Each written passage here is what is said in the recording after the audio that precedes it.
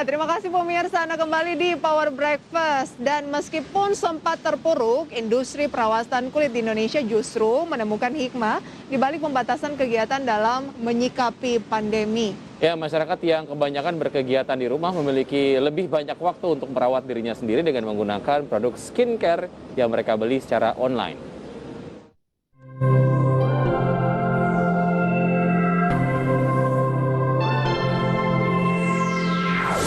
Tidak diragukan lagi bahwa wabah COVID-19 membuat sejumlah lini bisnis terpukul.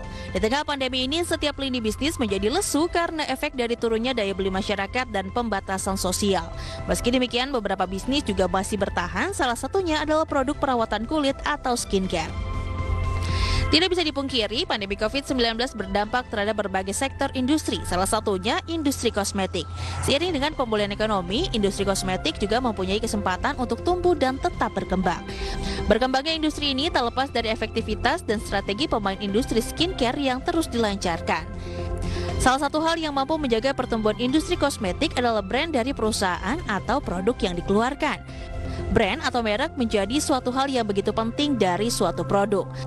Sebelum menciptakan suatu brand, penting menentukan kategori produk kosmetik apa saja yang paling diminati oleh pangsa kosmetik di dunia. Jika dilihat dari data, skincare menjadi juara di pasar kosmetik global disusul haircare, makeup, dan parfum.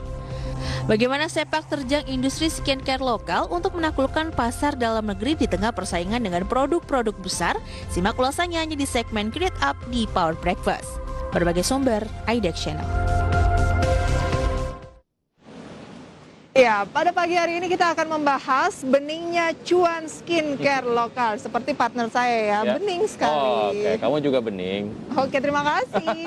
Kita akan berbincang bersama dengan Jessica Lin selaku co-founder Everwhite Indonesia. Selamat pagi Jessica. Selamat pagi Mbak, apa kabar? Kabar baik dong. Ya, terima kasih sudah disempatkan bergabung bersama Power Breakfast ya, Jessica. Oke, salam sehat selalu. Baik, oke, kalau bicara mengenai Everwhite ini kan adalah salah satu brand skincare yang kemudian nampaknya semakin banyak dikenal oleh masyarakat. Saya pengen tahu, sebetulnya sebelum mendirikan skincare Jessica ataupun Everwhite ini, prosesnya ataupun risetnya yang diperlukan tuh berapa lama sih untuk membaca pasar, kemudian juga research and development produk-produknya, itu gimana ceritanya?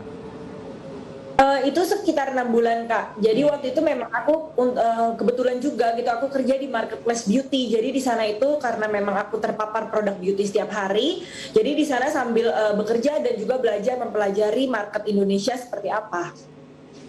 Oke, Jessica sendiri juga sudah sempat masuk dalam Forbes ya di bawah umur 30 tahun. Ya. Ya, betul. Oke, jadi itu butuh proses berapa lama dari proses awal mendirikan Everwhite sampai dengan saat ini sudah berapa lama? Sampai saat ini kita udah berjalan 5 tahun. Jadi prosesnya itu 6 bulan research, kemudian 6 bulan itu kita coba sampling produk sampai produknya di launch itu preparationnya kurang lebih 1 tahun Kak. Oke. Secara teknologi ini apa sih challenge-nya, apa sih serunya dalam hal untuk meriset produk yang diluncurkan kepada masyarakat di Everwhite sendiri, Jessica? Untuk skincare sendiri itu sebenarnya sangat-sangat tricky banget gitu karena memang zat aktif itu tidak cocok ke dalam semua jenis kulit masyarakat gitu. Jadi nggak ada satu skincare tuh yang benar-benar 100% cocok sama semua orang. Jadi itu sebenarnya tricky banget di aku, dimana aku harus develop produk itu harus sampling terus-menerus gitu ke banyak orang sampai menemukan tuh sedikit sekali gitu yang tidak cocoknya. Jadi persentase yang tidak cocok itu aku benar-benar bikin sampai sedikit banget sehingga pas dipasarkan gitu kan. Jadi lebih banyak yang cocok daripada yang tidak cocok. Oke, kemudian Jessica, kita tahu kan banyak sekali produk-produk skincare bukan hanya lokal tetapi dari luar negeri juga sangat banyak dengan berbagai macam kualitas. Nah, sebenarnya Jessica sendiri secara market apa yang dibaca dalam pasar produk skincare di Indonesia? Ya, memang produk skincare di Indonesia itu waktu aku mulai itu 5 tahun yang lalu itu masih didominasi oleh produk luar negeri. Tapi bersyukur sekali nih sampai saat ini setelah 5 tahun aku berkarya di industri beauty ini, sangat bersyukur karena masyarakat Indonesia sekarang itu lebih kayak welcome dan lebih bisa menerima terhadap produk-produk lokal. Mungkin rasa kepercayaannya itu meningkat sehingga industri beauty lokal itu berkembang sekali sekarang. Untuk dari pasarnya sendiri, aku melihat itu kita butuh membuat produk itu yang sesuai dengan kondisi kulit mereka gitu. Permasalahan apa sih yang lagi happening nih di Indonesia gitu kan? Itu yang sebenarnya kita harus buat gitu produknya untuk menjawab permasalahan kulit mereka gitu. Jadi sekarang itu bukan lagi ke produk lokal atau produk luar negeri, tapi lebih kayak produk apa sih yang ditawarkan untuk memang sesuai dengan kondisi kulitnya, permasalahan kulit masyarakat Indonesia gitu. Oke, artinya dari masyarakat sendiri sekarang nampaknya sudah tidak terlalu memperhatikan apakah ini brand luar ataupun brand lokal, apapun brandnya yang penting cocok gitu ya. Betul, betul. Dari hasil riset yang sudah dilakukan sebetulnya secara general lah apa yang kemudian di-capture oleh Jessica mengenai karakteristik kebanyakan dari kulit wajah gitu ya masyarakat Indonesia, sehingga kemudian itu disimpulkan ataupun dikerucutkan menjadi produk-produk yang mungkin Jessica proyeksikan akan banyak diserap. Ya, yang pasti di Indonesia ini karena iklimnya tropis dan juga polusinya cukup tinggi ya. Jadi memang produk-produk brightening itu masih didominasi sih di Indonesia. Jadi banyak banget kulit orang Indonesia itu cenderung kusam.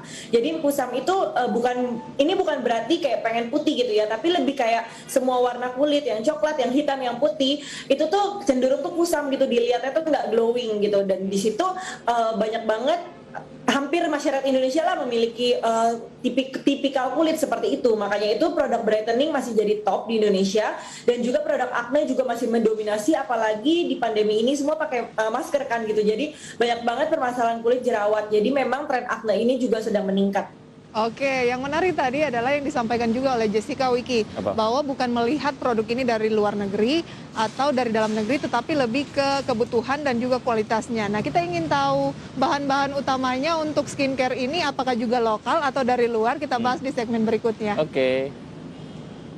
Kami akan segera kembali pemirsa usai jeda pariwara berikut.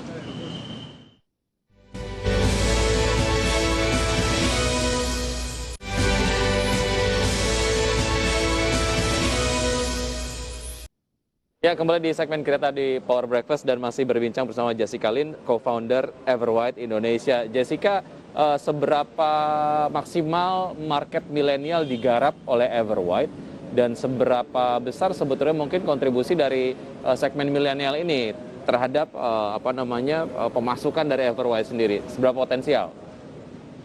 Untuk semenjak pandemi ini memang kita sasar di target milenial dan Gen Z, karena kita kan di offline itu cukup terpukul ya untuk distribusinya kita gitu. Jadi kita memang fokuskan di pandemi ini tuh di digital gitu, dan di mana digital itu memang penggunanya itu adalah milenial, dan milenial pun juga mempunyai daya beli yang cukup tinggi karena mereka di usia produktif. Jadi kita memang menekankan sekarang ini menyasar milenial dan Gen Z gitu.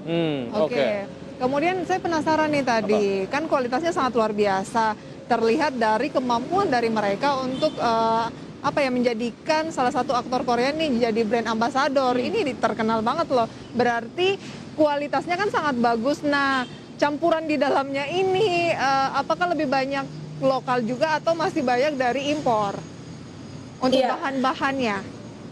Iya, betul. Itu suatu kebanggaan sih buat kita gitu, karena kita bisa bekerja sama dengan aktor internasional gitu kan, aktor Korea, apalagi tuh aku fans banget sama dia gitu. Untuk dari ingredientnya sendiri memang Indonesia belum bisa memproduksi untuk zat-zat aktif yang canggih-canggih gitu. Jadi lebih ke basic skincare doang gitu, tapi lebih ke zat aktifnya itu kita memang masih mengambil dari luar negeri. Oke, tadi tema kita hari ini adalah beningnya cuan industri skincare lokal gitu. Saya pengen tahu seberapa bening sih sebetulnya cuannya, apalagi kalau kita bandingkan lah ya sebelum ataupun setelah pandemi ini. Seberapa menarik secara omset lah ya, Jessica? Iya. Untuk bersyukur juga nih di industrinya aku gitu kan, mungkin di industri lain banyak yang terpukul di saat pandemi ini, tapi di industri kecantikan ini justru menurut aku tuh meningkat gitu ya, di industri kecantikan ini, karena memang mungkin untuk pemain lokal seperti aku itu memang kayak ada pandemi atau tidak ada pandemi gitu, seiring berganti tahun sekarang itu semakin memang marketnya itu semakin percaya gitu terhadap produk lokal. Jadi memang sudah meningkat sebelum dari pandemi, ditambah waktu pas pandemi ini mungkin orang di rumah gitu kan, jadi mereka lebih aware untuk aktivitas ke diri sendiri gitu loh, jadi lebih ke pakai skincare, merawat kulit gitu. Mungkin itu kali Kak. Oke. Jadi cuannya oke banget lah ya sejauh ini ya. Ya growing lah. Growing, oke. Growingnya di pandemi berapa persen nih kalau dibanding dengan sebelum pandemi? Persennya aku juga nggak tahu pasti sih Kak, tapi sekitar 30%-an mungkin ada. Wow, Oke. tetap 30% meskipun pandemi ya, Betul. karena diversifikasi ke Betul, online. karena banyak juga Betul, permintaannya. Oke, persaingan juga ini adalah menjadi satu hal yang nampaknya harus disikapi oleh berbagai macam pelaku bisnis yang ada di Indonesia. Nah, di industri skincare juga saya rasa demikian. Apa yang menjadi modal dari Everwhite sendiri untuk kemudian bersaing lah dengan para pesaing-pesaing lainnya di platform market yang sama? Iya, untuk pesaing sendiri, kompetitor di industri beauty lokal ini sudah cukup berdarah-darah nih Mas, karena memang pemainnya banyak sekali sekarang, karena di mana marketnya juga berkembang kan. Jadi pemainnya banyak sekali, memang itu menjadi challenge buat kita gitu, gimana caranya kita bisa terus bertahan di tengah kompetisi yang segitu padatnya gitu. Tapi memang kita bersyukur juga gitu dengan banyak pemain lokal beauty brand ini, itu bergandeng tangan bersama Everwhite juga gitu kan, untuk meyakinkan masyarakat kalau memang beauty lokal brand itu cukup dan bahkan bisa lebih baik gitu dari produk-produk luar negeri. Untuk bersaingnya itu tuh mungkin lebih ke inovasi ya, karena setiap brand itu kan punya jati diri berbeda-beda, dan ditambah dengan inovasi-inovasi apa sih yang dihadirkan dari brand-brand tersebut gitu. Oke, Jessica, mungkin banyak yang penasaran di usia muda, udah masuk Forbes, kemudian punya bisnis Everwhite yang terkenal dan bahkan bisa menggait artis internasional dari Korea. Nah, bagi yang ingin tertarik mendirikan perusahaan serupa, kira-kira modalnya gimana sih, singkat saja? Iya, modalnya itu mungkin waktu pas aku memulai zaman dulu itu lebih kecil gitu dibanding sekarang, karena pertama harga marketing tuh di sekarang ini kan banyak marketing tools yang harus digunakan dan juga memang harganya cukup cenderung tinggi gitu kan. Mungkin kalau bisa sebut itu mungkin di sekitar 1-2 miliar gitu kali ya Kak. Karena ada MOQ juga gitu kalau memang kita maklon di pabrik. Betul, Oke. dan ada juga sebetulnya proses riset yang lumayan panjang dan memerlukan investasi yang lumayan besar begitu ya untuk memastikan produk yang nanti akan dikeluarkan betul-betul aman untuk masyarakat. Karena yang paling utama saya rasa sih kalau untuk skincare, saya sebelum kemudian memutuskan akan menggunakan sebuah produk skincare harus memastikan dulu itu aman apa enggak. Iya. Dan itu juga kayaknya jadi satu pertimbangan yang sangat penting sekali nampaknya. Baik, Jessica, terima kasih sudah bergabung bersama kami di Power Breakfast. Semoga perbincangan kita hari ini jadi referensi untuk seluruh pemirsa dari IDX Channel. Sehat dan sukses selalu untuk Ya. Everwhite dan Jessica. Sampai jumpa. Ya, sehat-sehat selalu. Oke, menarik ya. Iya, betul sekali. Tapi sayang sekali waktu kita terbatas. Semoga ini bisa menjadi inspirasi bagi pemirsa di rumah dalam karir, bisnis, dan juga apapun gitu ya. Dan informasi ini juga menandai akhir perjumpaan kita pada pagi hari ini di Power Breakfast. Ya, saya Wiki Adrian mewakili seluruh kerabat kerja yang bertugas mengucapkan terima kasih atas perhatian Anda dan jangan lupa Anda untuk melindungi keluarga Anda saat penularan COVID semakin meningkat. Dengan menggunakan masker begitu ya. Betul sekali, dan pandemi ini bisa kita lalui tentu Betul. saja dengan patuh dan disiplin pada protokol kesehatan. Semua wajib pakai masker karena masker dapat melindungi kita dan juga orang-orang terdekat dari COVID-19, dan gunakan masker secara benar dan ajak keluarga serta orang sekitar untuk melakukan hal yang serupa. Salam sehat. Dan semoga pembahasan ini bisa menjadi inspirasi untuk Anda. Saya Prisa Sombodatu dan rekan saya. Wiki Adrian pamit, terima kasih. Sampai jumpa.